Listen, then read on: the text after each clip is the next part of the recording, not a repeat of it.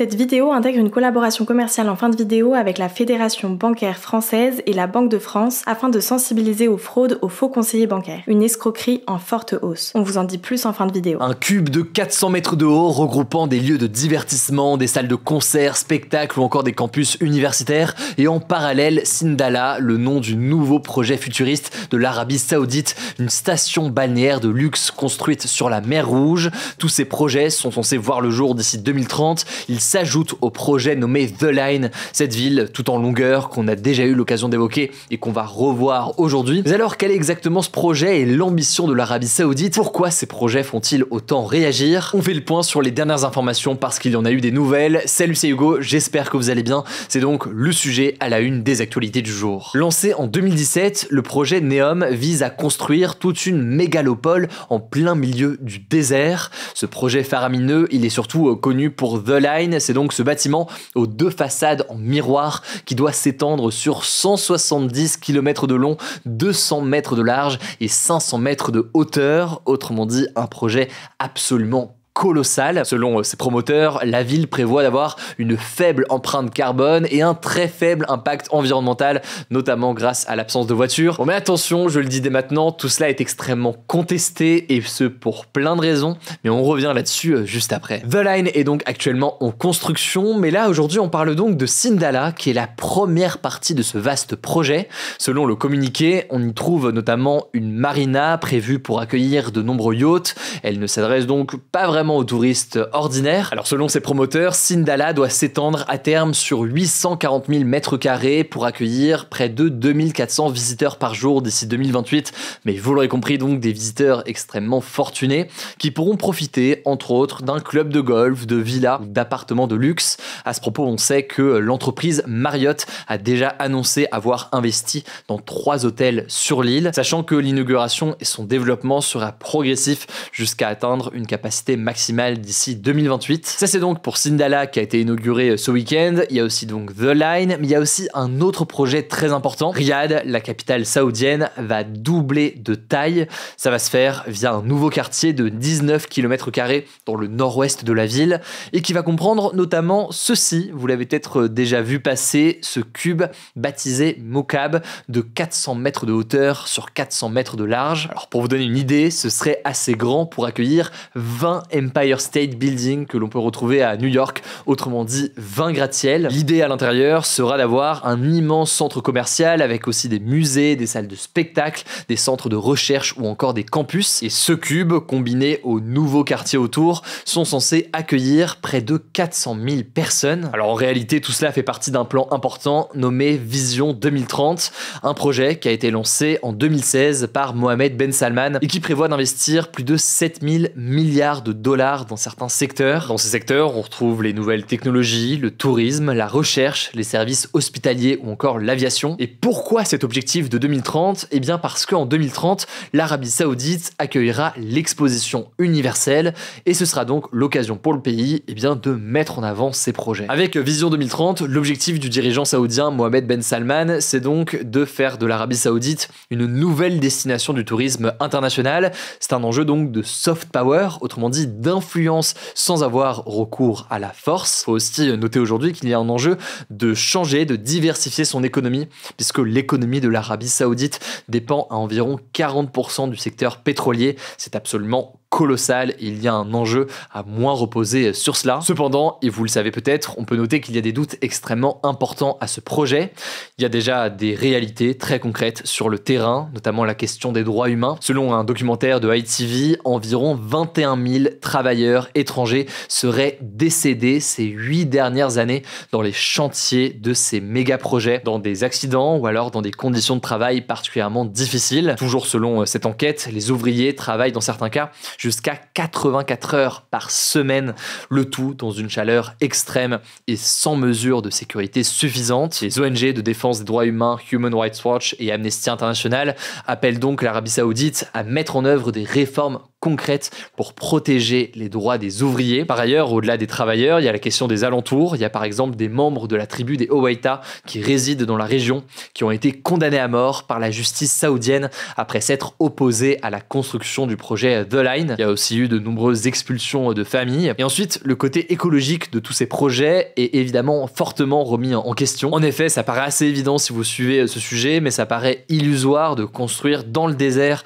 une ville aussi colossale sans avoir une empreinte carbone importante. Il y a aussi des questions de problèmes pour les animaux, avec notamment, typiquement sur le projet The Line, des espèces qui ne pourront plus traverser cette zone et des hauts murs en miroir qui pourraient être dangereux ou perturber notamment les oiseaux. Et enfin, il y a des questions plus économiques avec des défis qui se posent. On a déjà eu l'occasion d'en parler il y a quelques mois. Les objectifs de The Line, ils ont été revus à la baisse. Initialement, il était prévu d'accueillir 1 million d'habitants en 2030 et 9 millions d'ici à 2045. Mais finalement, ce sont des projets largement revus à la baisse. Par exemple, The Line, on a dit donc l'objectif c'est de faire 170 km de long sur cette longue ligne donc. Mais finalement, selon le média Bloomberg, seuls 2,4 km devraient être terminés d'ici 2030.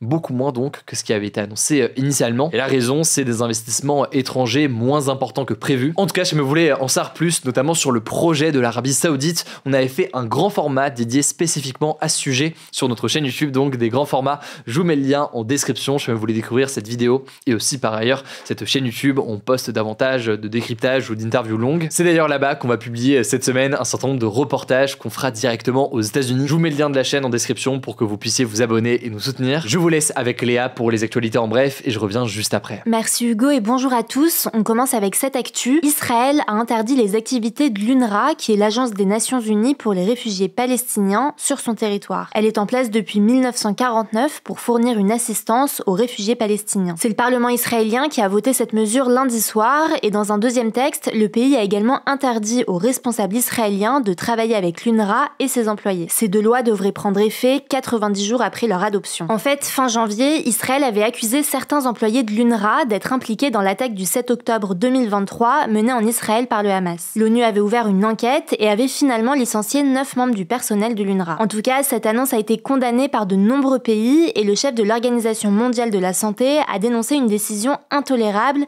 qui aura, je cite, des conséquences dévastatrices pour le peuple palestinien. Toujours au Proche-Orient, le mouvement islamiste libanais du Hezbollah a désigné son nouveau chef. Il s'agit de Naïm Qassem, qui était jusqu'à présent le numéro 2 du mouvement. Il fait partie des fondateurs du Hezbollah en 1982. Il succède donc à Hassan Nasrallah, tué par l'armée israélienne en septembre dernier. Toujours au Liban, ce mardi, une roquette a touché le QG de la Force des Nations Unies au Liban, la FINUL, située à Nakoura, une ville proche de la frontière avec Israël. Cette roquette a probablement été tirée par le Hezbollah ou ses alliés, selon l'ONU. 8 casques bleus autrichiens, donc des soldats de la force onusienne, ont été légèrement blessés par cette attaque. À noter que ce n'est pas la première fois que les casques bleus sont victimes de frappes au Proche-Orient. Ils ont régulièrement été ciblés par l'armée israélienne ces dernières semaines, selon l'ONU. La FINUL a annoncé avoir ouvert une enquête sur l'incident, on vous tiendra au courant. Deuxième actu, la Corée du Nord aurait envoyé 10 000 soldats pour s'entraîner en Russie, selon le ministère de la Défense américain. Le président américain Joe Biden a qualifié ce déploiement de très dangereux. De son côté, le président ukrainien Volodymyr Zelensky estime que 12 000 soldats de Corée du Nord seront bientôt en Russie. Ces soldats, dont la présence n'a été ni confirmée par la Russie ni par la Corée du Nord,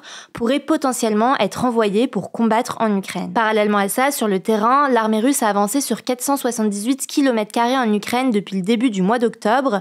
Il s'agit de son gain de territoire le plus important sur un mois depuis mars 2022. Troisième actu, le couvre-feu instauré en Martinique en octobre dernier a été prolongé jusqu'au 4 novembre inclus, selon la préfecture de Lille. Depuis le 10 octobre dernier, un couvre-feu de minuit à 5h du matin s'appliquait à tout ce département d'outre-mer français. Il est désormais restreint à certaines communes, notamment Fort-de-France. Depuis septembre, la Martinique est touchée par des violences urbaines liées à un mouvement contre la vie chère. En plus du couvre-feu, il y a des restrictions de vente et de transport d'essence et d'usage d'engins pyrotechniques qui concernent toute l'île. Quatrième actu, plus de la moitié des boîtes de thon contiennent trop de mercure, une substance nocive pour la santé présente en grande quantité dans l'océan, selon une enquête menée par l'ONG Bloom, publiée ce mardi. Concrètement, sur 148 conserves achetées au hasard dans 5 pays européens pour être testées, plus d'une boîte sur 2 dépasse la limite et 100% des boîtes sont contaminées au mercure. Ces boîtes ont été achetées en France, en Allemagne, en Angleterre, en Espagne et en Italie. À noter que le thon est le poisson le plus consommé en Europe et en France. Selon l'Organisation mondiale de la santé,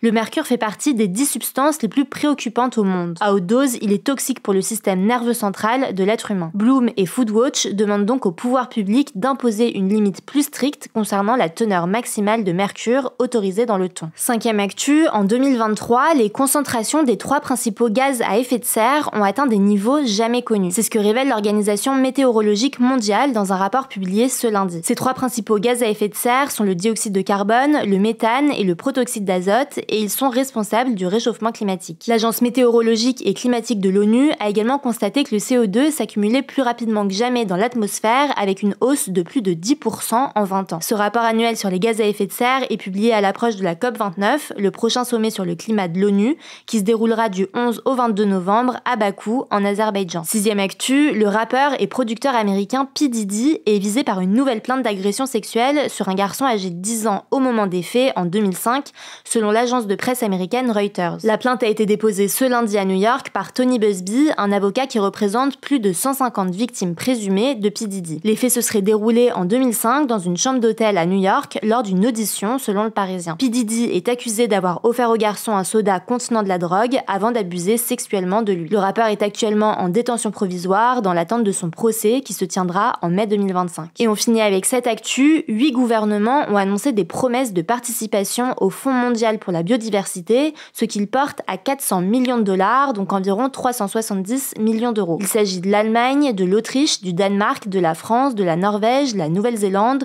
le Royaume-Uni et de la province canadienne du Québec. Concrètement, ces 8 gouvernements se sont engagés ce mardi, lors de la COP16 biodiversité, à donner 163 millions de dollars au Fonds mondial pour la biodiversité, le GBFF. Ce fonds, qui a été créé en 2022, a pour objectif de financer la protection et la restauration de la nature dans les pays en voie de développement. Mais pour la présidente colombienne de la COP16, le GBFF nécessite plus de fonds et il serait utile que les pays développés multiplient les messages indiquant qu'ils atteindront l'objectif de financement. Du coup, on vous le disait au début, mais cette vidéo intègre une collaboration commerciale avec la Fédération bancaire française et la Banque de France pour sensibiliser à un risque qui peut tous nous concerner. Je ne vous apprends rien, notre façon de gérer notre argent s'est grandement digitalisée ces dernières années. Puisque la sécurité s'est renforcée du côté des banques, les fraudeurs ont adapté leur méthode en s'en prenant directement aux clients. C'est le cas par exemple de l'arnaque au faux conseiller bancaire. En gros, c'est une méthode où le fraudeur vous contacte sur votre téléphone, par SMS ou par mail, et va se faire passer pour un conseiller de votre banque pour vous soutirer vos informations personnelles